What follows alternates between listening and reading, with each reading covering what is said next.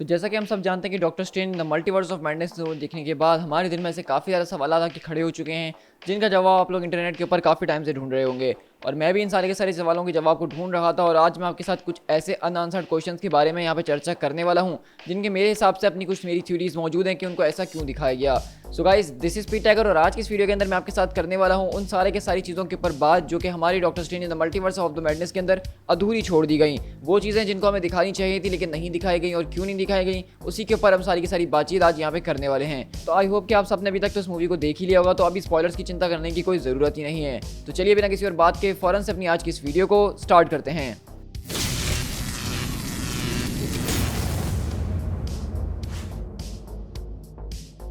तो सबसे पहले जो मेरे पास सबसे ज़्यादा बर्निंग क्वेश्चन है वो ये है कि आखिरकार ये 616 यूनिवर्स कैसे हो सकती है। तो हमने देखा कि किस तरीके से क्रिस्टीन पाल्मर जब इल्यूमिनाटी के हेडक्वार्टर्स के अंदर डॉक्टर स्ट्रेंज को पकड़ कर लेकर आती है, तो ये बात बताती है कि हमारी जो यूनिवर्स है वो 838 है, और उसके बदले में जो तुम्हारी यूनिवर्स है जहाँ से तुम आए हो, हमने उसको डेजिग्नेट करा है 616। तो अब हम इस बात को बहुत अच्छे तरीके से जानते हैं, जो कोई भी मार्वल कॉमिक्स को पढ़ता आया है आज तक, कि मार्वल की जो मेन यूनिवर्स है जहाँ पे हम सारे मेन इवेंट्स को पढ़ते हैं, देखते हैं, सारी की सारी स्टोरीज रीड आउट करते हैं, तो वो पूरी की पूरी यूनिवर्स मार्वल की कॉमिक्स की मल्टीवर्स के अंदर 616 कहा जाता है। और हमें इतने टाइम से ये लग रहा था कि बेसिकली एमसीयू की जो यूनिवर्स है उसको अर्थ 1999 कहते हैं, लेकिन जैसा कि अब इल्यूमिनाटी के जरिए बताया गया कि हमारी मेन यूनिवर्स 616 है, तो इससे मुझे कुछ ऐसा लग रहा है कि बेसिकली मार्वल वाले जो हैं वो अपनी सिनेमैटिक यूनिवर्स और अपनी कॉमिक्स दोनों की कॉन्टिन्यूटी को अलग रखना चाहते हैं। तो बेसिकली मार्वल की जो कॉमिक्स कॉन्टिन्यूटी है उसके अंदर मेन अर्थ 616 है। इसी तरह हमारी जो एमसीयू की मेन कॉन्टिन्यूटी है उसके अंदर भी हमारी मेन यूनिवर्स जो है वो 616 हो सकती है। एक यही सॉलिड रीज़न मुझे नज़र आ रहा है कि इसको ये जस्टिफाई कर सकता है, वरना इसके अलावा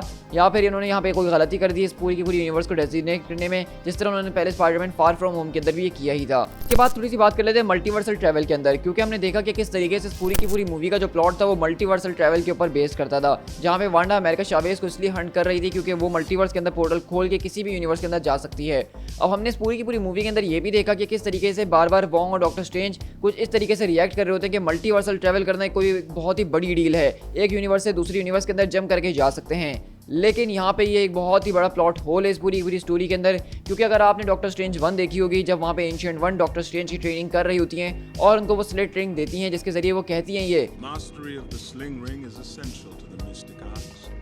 They allow us to travel throughout the multiverse. कि इस पूरे के पूरे रिंग के जरिए तुम घुमाते हुए कहीं भी किसी भी यूनिवर्स के अंदर, यानी कि पूरी की पूरी मल्टीवर्स के अंदर कहीं भी पोर्टल खोल सकते हो। यानी कि हमें वहाँ पे मल्टीवर्स का नाम लेके बताया गया था कि वो किसी भी मल्टीवर्स के अंदर ट्रैवल कर सकते हैं इस रिंग के इस्तेमाल से। तो अब आखिरकार डॉक्टर स्ट्रेंज को ये सारी की सारी बातें सुन के इतनी हैरत क्यों हो रही है कि कोई मल्टीवर्स के अंदर ट्रैवल कर सकता है। तो या तो डॉक्टर स्ट्रेंज 1 के अंदर जो उन्होंने पूरी की पूरी कहानी में सुनाई थी वो उनसे गलती हो गई थी और उनको नहीं पता था उस वक्त कि उनको आगे जाके मल्टीवर्स के साथ क्या करना है, जो कि उन्होंने बाद में फेज 4 जब बनाना शुरू करा तो उसके बाद सोचा कि उनको अब मल्टीवर्स को दोबारा से दिखाना शुरू करना होगा। इससे पहले कोई मल्टीवर्स एग्जिस्ट नहीं करती थी। जब लोकी के इवेंट हुए सारे के सारे, तो उसके बाद ही मल्टीवर्स क्रिएट हुई है। तो ये एक पॉसिबिलिटी हो सकती है, वरना हमने डॉक्टर स्ट्रेंज 1 के अंदर सबसे पहली बार देखा था कि जब डॉक्टर स्ट्रेंज को यहाँ से वहाँ वो अलग अलग डायमेंशंस के अंदर एक डेमो दे रही होती है मैजिक, तो वो तब भी मल्टीवर्स का वर्ड इस्तेमाल करती हैं। इसी के अलावा यहाँ पे एक कैरेक्टर है जिस तरह के व्हाइट विजन पूरी की पूरी मूवी के अंदर में कहीं पे भी नजर नहीं आया, और इस पूरे के पूरे मूवी के अगर प्लॉट को देखा जाए तो ये पूरी की पूरी मूवी के अंदर बहुत आराम से फिट हो सकता था और उसको होना भी चाहिए था,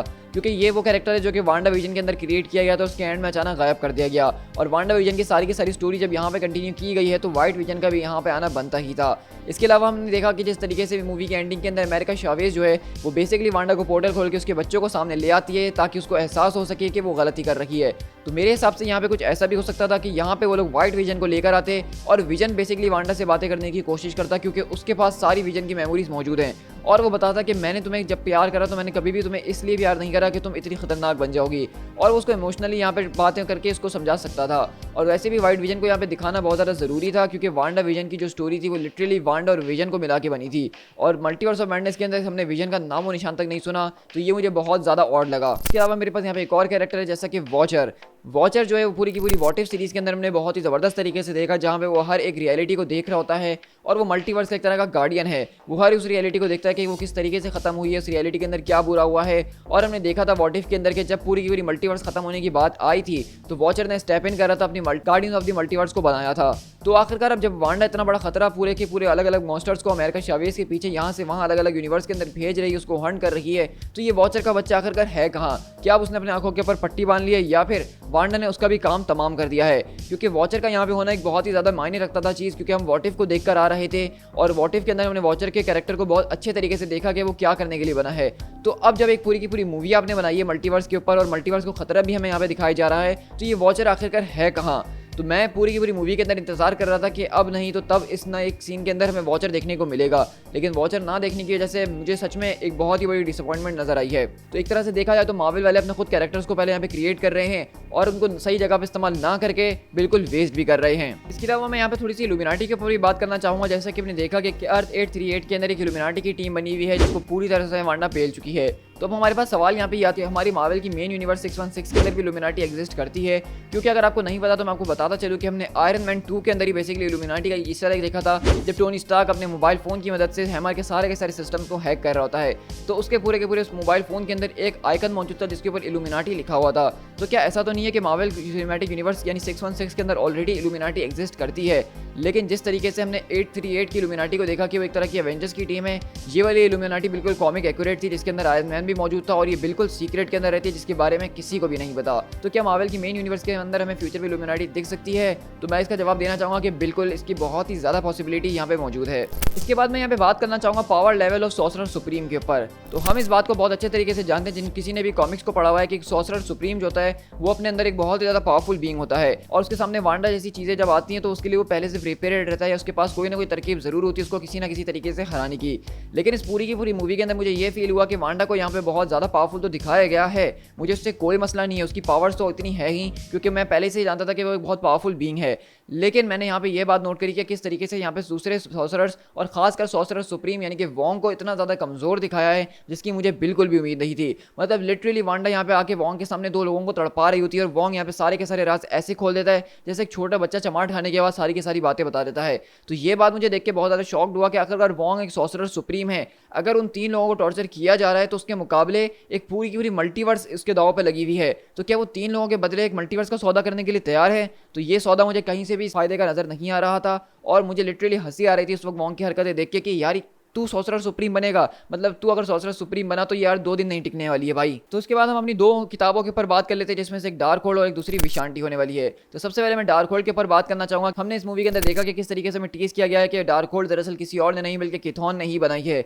जो कि अर्थ के ऊपर होने वाला एक सबसे पुराना एल्डर गॉड है। तो ये जो है बेसिकली मैं आपको बताता चलूँ कि जब मार्वल कॉमिक्स के अंदर कोई भी बीइंग एग्जिस्ट नहीं करती थी तो अर्थ के ऊपर सिर्फ एल्डर गॉड्स एग्जिस्ट किया करते थे जो कि लिटरली बहुत ही ज़्यादा पावरफुल हुआ करते थे, उनके पास हर तरह का मैजिक हुआ करता था और वो जो चाहे कर सकते थे। तो उन सारे के सारे एल्डर गॉड में से एक एल्डर गॉड किथॉन था जिसने बेसिकली पूरी की पूरी दुनिया के अंदर सबसे पहले जो है डार्क मैजिक या केओस मैजिक को करना इस्तेमाल करा था और ये देख के सारे जो एल्डर गॉड्स थे वो करप्ट होना शुरू हो गए थे। और इन दी एंड हमने देखा था कि सारे के सारे एल्डर गॉड्स के बीच एक बड़ी चौड़ी लंबी जंग चढ़ जाती है जहाँ पे हमने देखा कि वहाँ पे एक गॉड एटम जो है वो आता है पैदा होकर सूरज के अंदर से और वो इन सारे के सारे एल्डर गॉड्स को खत्म कर देता है। लेकिन किथॉन बेसिकली अपने केओस मैजिक का इस्तेमाल करते हुए एक दूसरी रियल्म के अंदर भाग जाता है ताकि वो मरे ना, और जब वो यहाँ से भागता है तो वो अपने पीछे अपने सारे के सारे स्पेल्स वगैरह को एक डार्क होल्ड की फॉर्म में छोड़ता है जो कि किताब होती है, और जो कोई भी उसको रीड करता है वो बेसिकली उसकी करप्शन के अंदर आ जाता है और किथॉन बेसिकली उसको अपनी वेसल की तरह इस्तेमाल करता है ताकि वो हमारी अर्थ के अंदर दोबारा एंटर कर सके। तो हमने यहाँ पे किथॉन के बारे में थोड़ा बहुत सुना तो मुझे इससे अच्छी की उम्मीद ये नजर आ रही है कि आगे फ्यूचर में जाके हम वांडा की जो एक अलग स्टोरी देख सकते हैं जिसके अंदर किथॉन से उसका मुकाबला होगा।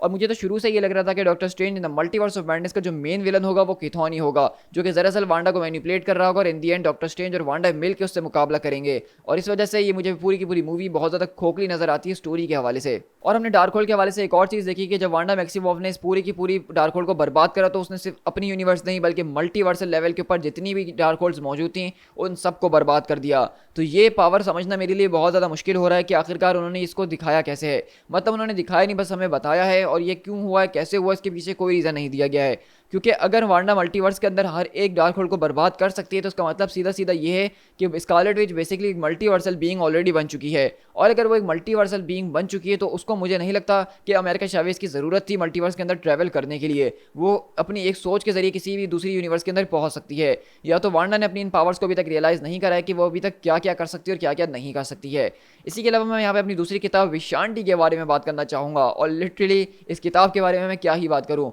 मतलब इस पूरी की पूरी मूवी का जो पहला सीन शुरू हुआ था वो इस किताब के साथ हुआ था, जहाँ पे डिफेंडर स्ट्रेंज इसको हासिल करने के लिए जा रहा था और बताया ऐसा जा रहा था कि इसके जरिए हर एक खतरनाक किस्म के मैजिक को बर्बाद किया जा सकता है और सॉर्सरर सुप्रीम को इतनी ज़्यादा शक्तियाँ मिल सकती हैं जितनी उसको हराने के लिए अपने दुश्मन को ज़रूरत है, यानी कि अनलिमिटेड सोर्स ऑफ पावर्स को बताया जा रहा था। और हमने देखा कि जब यहाँ पे नेक्सस ऑफ ऑल रियलिटी के अंदर हमारे मेन यूनिवर्स के अर्थ 616 के डॉक्टर स्ट्रेंज आके उसको हासिल करते हैं, तो वो जब उसका इस्तेमाल करने ही वाले होते हैं तो तभी वहाँ पे आके वांडा पहुँचती है और वांडा के सिर्फ एक ब्लो के साथ ये इतनी ज़्यादा ज़बरदस्त तरह की किताब जिसके बारे में इतने लंबे लंबे चौड़े चौड़े तारीफों के पुल बांधे गए वो जल के राख हो जाती है। और उसके बाद से विशांटी के बारे में हमने कुछ सुना ही नहीं। तो ये बात मुझे समझ में नहीं आ रही कि आखिरकार उन्होंने इतनी बड़ी चीज़ को किस तरीके से वेस्ट कर दिया है। मुझे सबसे ज़्यादा गुस्सा डॉक्टर स्ट्रेंज की इन्हीं बातों के ऊपर आ रहा है कि उन्होंने यहाँ पे चीज़ों को, कैरेक्टर्स को बहुत ज़्यादा वेस्ट किया है और वो चीज़ें जो कि बहुत ज़्यादा इंपॉर्टेंट हैं। अब अगर मैं विशांटी के ऊपर कॉमिक से बात करना चाहूँ तो मैं आपको बताता चलूँ कि वहाँ पे कोई इस तरह की कोई किताब नहीं है, बल्कि विशांटी ग्रुप ऑफ पीपल को कहा जाता है। तो अभी जैसा कि आपको याद होगा कि मैंने कुछ देर पहले एल्डर गॉड वाली कहानी बताई थी,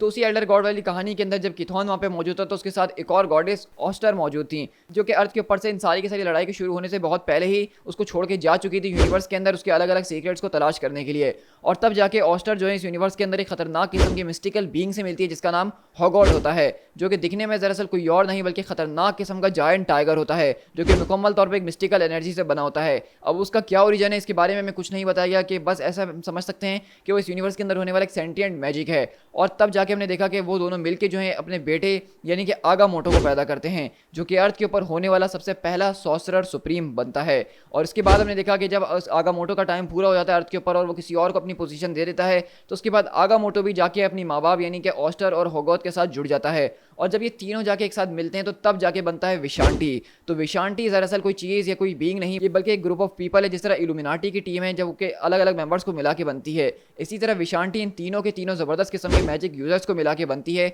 जो कि ज़बरदस्त तरह की अनलिमिटेड सोर्स ऑफ एनर्जी है। और एक तरह से विशांटी को किताब की फॉर्म में कन्वर्ट कर दिया गया है, जिसके अंदर इनके सारे के सारे स्पेल्स और इनकी सारी की सारी पावर्स मौजूद हैं, जो कि एक सॉर्सरर सुप्रीम इस्तेमाल करता है। और जिस तरह के डार्क होल्ड जो है वो एक ईविल और ब्लैक मैजिक की सोर्स है इस पूरी की पूरी यूनिवर्स के अंदर, उसी तरह विशांटी प्योर मैजिक और वाइट मैजिक की सोर्स है इस पूरी की पूरी यूनिवर्स के अंदर। तो जितनी पावरफुल डार्क होल्ड है उतनी ही पावरफुल विशांटी भी है, और कभी कभार विशांटी जो है डार्क होल्ड से ज़्यादा पावरफुल होती है। तो यहाँ पे लिटरली इस पूरे के पूरे सीन के अंदर जिस तरह से उन्होंने विशांटी को बर्बाद कर दिया और उसके बाद कभी दोबारा उस पर बात ही नहीं करी, तो ये बात मेरे दिमाग को चकरा के रख रही है कि भाई आखिरकार ये कर क्या रहे हो तुम लोग।